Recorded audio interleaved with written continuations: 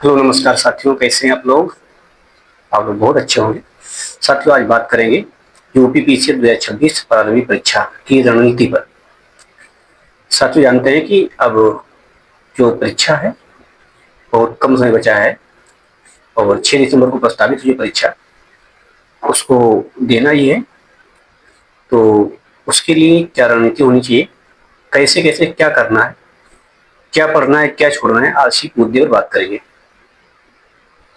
साथियों, जानते हैं कि यूपी पीसीएस प्री इस समय निकालना बहुत ही कठिन हो गया है। लेकिन कठिन उनके लिए है जो केवल सोचते हैं, काम नहीं करते हैं। उनके लिए बहुत ज्यादा कठिन है। और जो पढ़ते हैं, जो स्मार्ट पढ़ाई करते हैं और जिनको पता है कि क्या पढ़ने से निकल जाएगा, तो वो उस हिसाब से पढ़ाई करते हैं।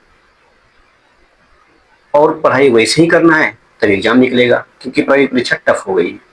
ठीक है। और कभी कभी हम चूक जाते इतने इतने नंबरों से कि लगता है कि यार अब नहीं हो पाएगा। तो इसी मुद्दे पर बात करेंगे। साथियों, जानते हैं कि जीएस को कवर करना बहुत जरूरी है। और कैसे जीएस को कवर करना है, क्या क्या पढ़ना है। जैसे कि करंट अफेयर मुद्दे बात करते हैं, शुरू करते हैं यहीं से।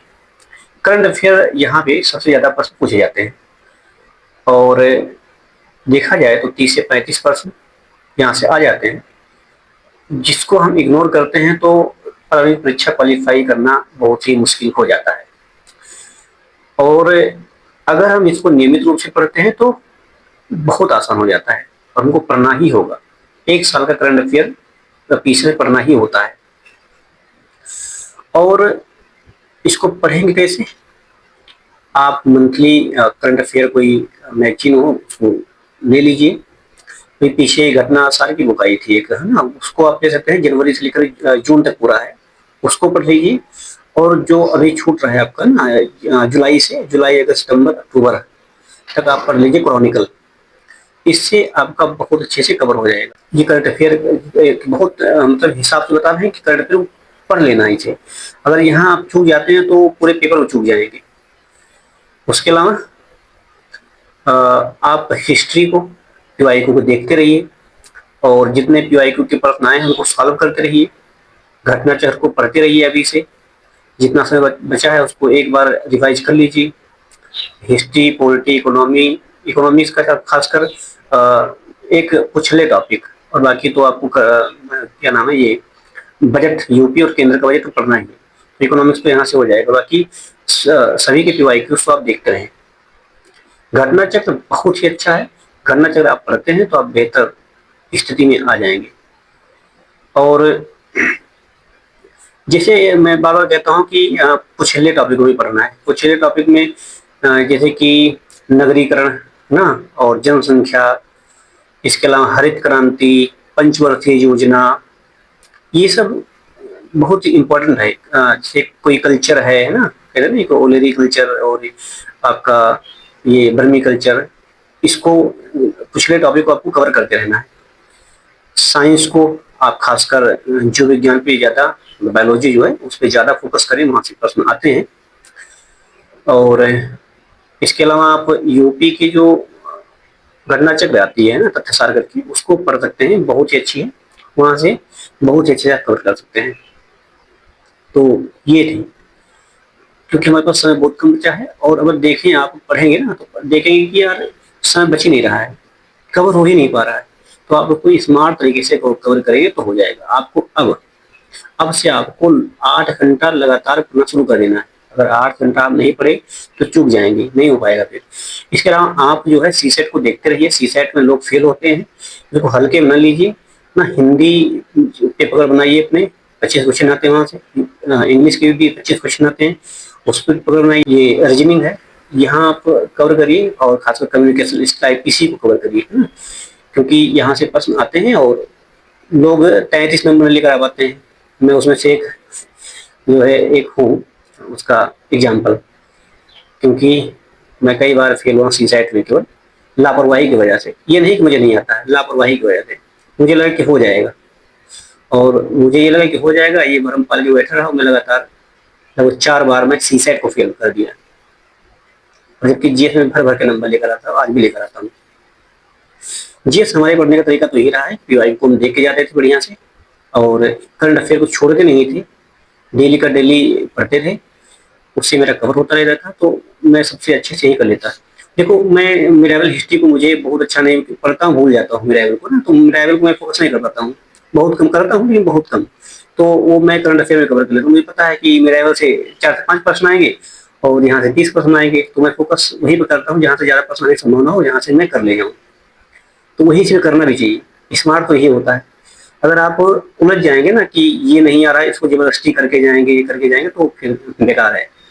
तो आपको जहाँ से प्रश्न ज्यादा देखने मिलते हैं वहीं पे आप फोकस करिए। समय बहुत कम है, स्मार्ट तरीके से पढ़ाई करिए, तभी निकल पाएगा, मैं बार बार कह रहा हूँ। और अपना समय बिल्कुल ना गंवाइए, हाँ, लगातार लगे रहिए, जो मैं बताया उतना आप कवर कर लीजिए, पीवाईक्यू, घटना चक्र की जो है, और आपका करंट अफेयर, और आपके जो नोट्स हो अपने, क्योंकि आप नोट्स तो बनाए होंगे कुछ, उसको पढ़ लीजिए। और एक चीज और कहेंगे कि अगर ई दृष्टि की एक पतली पतली एक केवल एक संक्षिप्ति आती है ना, उसको आप पढ़ लेंगे तो एक माइंड मैप तैयार हो जाएगा, ऐसे पढ़ते जाएंगे, लास्ट में पढ़ते जाएंगे और वो आपका मतलब कंप्लीट हो जाएगा ना। पढ़ लीजिए, क्योंकि वो बहुत अच्छा है। अगर 20-20 पेज 10 पेज ऐसे दिया हुआ है ना, आती है, तो आप उसको पढ़ सकते हैं, लास्ट टाइम में पढ़ना उसको, लेकिन अभी जो आप बढ़िया से सॉल्व करें, क्योंकि वहां से प्रश्न आज भी देखने को मिलते हैं। अगर आप ये कहें कि हाँ हम कहाँ से पढ़ें, तो देखो क्या पढ़ना है। पढ़ना आपको हिस्ट्री में इंडियन नेशनल मूवमेंट को पढ़ना ही पढ़ना। 1857 क्रांति से आप पढ़ जाइए पूरे आजाद भारत तक, क्योंकि यहाँ हिस्ट्री में बता रहा हूँ कि आजाद 1857 क्रांति से लेकर के यहाँ तक पढ़ जाइए, क्योंकि यही प्रश्न ज्यादा आते हैं, सबसे ज्यादा ये देखने मिलते हैं।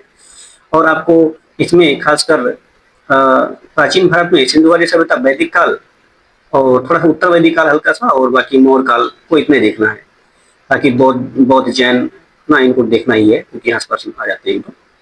और मिराइबल से थोड़ा सा सल्तनत की शब्दावलियां देख लीजिए, है ना, किसको क्या कहते थे, बस सल्तनत की। और मुगल काल के तो स्थापक रहेंगे ही, मुगल काल में जो कुछ यूं क्या कहा जाता था, है ना, खासकर बाबर से लेकर के बाबर, अकबर, हुमायूं, और आपके जो जहांगीर, और ये शाहजहां, औरंगजेब, यहाँ तो पढ़ लीजिए। उत्तर वैदिक काल में क्रम याद कर लीजिए, क्योंकि उत्तर वैदिक काल में क्रम पूछ लेते हैं ना, कौन पहले है कौन, तो क्रम को जरूर याद कर लीजिए। क्रम जो आपका क्रोनोलॉजी होता है वो कहाँ कहाँ याद करना है, जैसे मैंने बताया उत्तर मुगल काल में, मुगल काल को का क्रम देख लीजिए।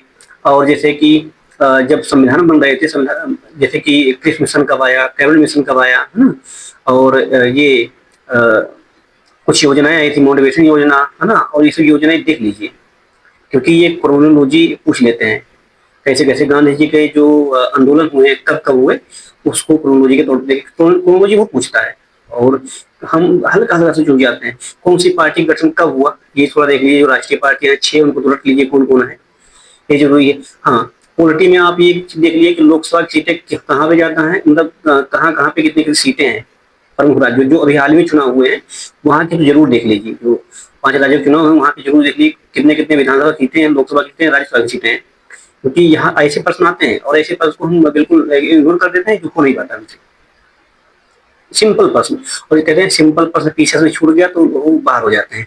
सिंपल तो नहीं छूटना चाहिए, सिंपल अगर गलत हो गया तो फिर गड़बड़ हो जाएगा। तो ये सब चीजें हैं, मैं अपना अनुभव बता रहा हूँ, क्योंकि क्या है ना कि जब हम बैठते हैं, जब अटेंड करते हैं, तो लगता है ये नहीं, ये वाला नहीं, ये वाला है। तो जरूरी यही है कि हमें उन टॉपिक पे अच्छे से कवर कर लेना चाहिए, पकड़ बना लेना चाहिए अभी से। सिंपल सिंपल चीजें हैं, तो उसको आप करते रहें और बेहतर तरीके से आपका होता जाएगा। लेकिन करते जरूर रहें, अगर ये कर रहे छोटा छोटा है वो हो जाएगा बाद में, तो फिर नहीं हो पाएगा, छोटा छोटा वो नहीं हो पाता। इसलिए हमें छोटे में देखा लगे घाव करे गंभीर वाली स्थिति ना आए बाद में, तो उसको पहले कर लीजिए, ये बेहतर है। ये कुछ सूचना थी, कुछ जानकारी थी, इसमें बहुत कम बचे हैं, तो मुझे लगा कि एक वीडियो बना देना चाहिए, इसमें कुछ मोटिवेट करना चाहिए, क्योंकि लोग पढ़ रहे हैं वैसे ही, मतलब जैसे परंपरागत तरीके से पढ़ रहे हैं, ऐसे कह सकते हैं, परंपरागत तरीके से पढ़ रहे हैं। आप आइए, आधुनिक में आइए। आधुनिक में ही 21वीं शताब्दी है, उस हिसाब से पढ़िए, क्योंकि अब परंपरागत रूप से पढ़ेंगे तो पीछे रह जाएंगे। स्मार्ट स्टडी, स्मार्ट पढ़िए, स्मार्ट करिए। स्मार्ट क्या, लिख के पढ़िए। याद नहीं हो रहा है, लिख के पढ़िए। क्रोनोलॉजी नहीं याद हो रहा है, जैसे कि मैं करता हूँ, जैसे कि गुल खिले तो सांस लो, मैं सुगंध लो, तो ऐसे सबका कर्म याद हो जाता है। जैसे मैंने अलाउद्दीन खिलजी का जो उत्तर भारत अभियान था, दक्षिण भारत अभियान था, उसको मैंने उत्तर भारत, उसको मैं बुरच मसीजा से याद कर लिया हूँ, है ना। तो ऐसे कर्म याद कर लो, बुरच मसीजा, गुजरात, है ना, गु र, रा से रणथंभौर, ची चित्तौड़, मसीजा मालवा, है ना, सी सिवाना, जा जालौर। तो ये सब ऐसे ऐसे याद हो जाएगा। क्रोनोलॉजी याद कर लीजिए, ऐसे क्रोनोलॉजी याद करने का ऐसा ट्रिक बना लीजिए आप। तो ये चीजें हैं जो मुझे लगा कि बताना चाहिए। तो ठीक है साथियों, आप तैयारी करिए, समय कम है और बेहतर करेंगे। धन्यवाद।